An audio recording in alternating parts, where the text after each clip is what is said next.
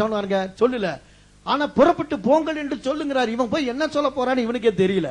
அடுத்து வரி, நீ உன் கோலை ஓங்கி உன் கையை சமுத்திரத்துக்கு நேராக நீட்டி நான் வந்து பிளந்து விடுகிறேன்.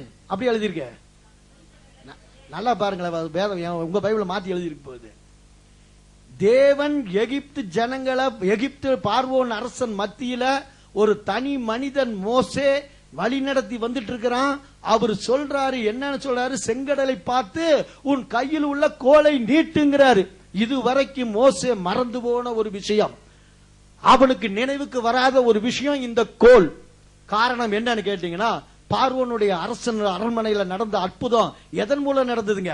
அந்த கோலை கொண்டுதான் அற்புதம் நடந்தது. அந்த கோலை கீழே போட்டான், பாம்பா மாறிச்சு.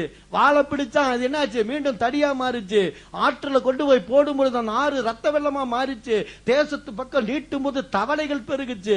வானத்தை நோக்கி நீட்டும் பொழுது வெட்டுக்கிளிகள் வந்தது. இஸ்ரவேல் ஜனங்களை கொண்டு வரும்படியா அந்த கோல் அங்க அற்புதம் செய்தது. அந்த அற்புதத்தை மறந்து போன மோசே தேவனிடத்தில் வந்து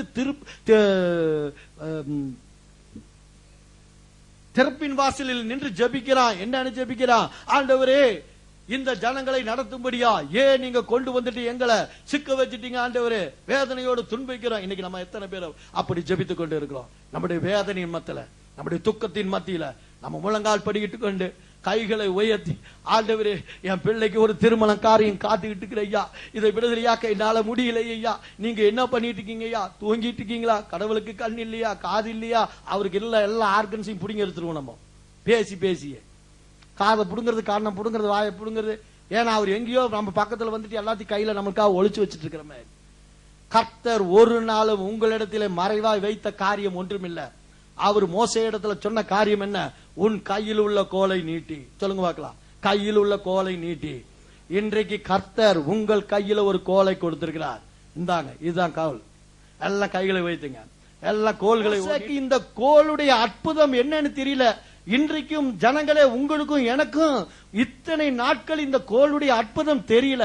ஏதோ கடமைக்கு வேதத்தை வாசித்து விட்டு, நான் காலையில பைபிள் படிச்சேன், 2 அதிகாரம் படிச்சேன், 1 அதிகாரம் படிச்சேன்னு சொல்லி போட்டு மூடி அட்டாளியில வச்சு போட்டு ஓடுறது.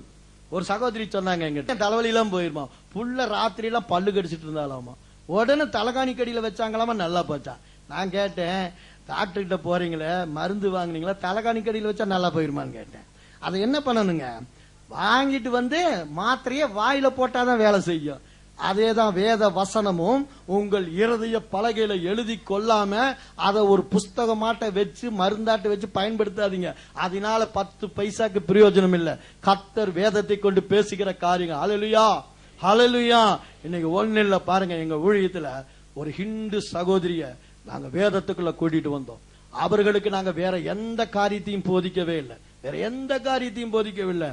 ஒன்லி பைபிள், வேத ரகசியம், வேதத்தை எடுத்து பயன்படுத்துவது எப்படி என்று, வேதத்தை வாசித்தால் என்ன நடக்குன்னு சொல்லி நாங்க ஒரு சில வாரங்கள் தான் போதித்தோம். அந்த பிள்ளைக்குள்ள பரிசுத்தாவின் அபிஷேகம் இறங்கி இன்னைக்கு அவர்கள் கிறிஸ்துவுக்குள்ள பலப்பட்டு நிக்கிறாங்க.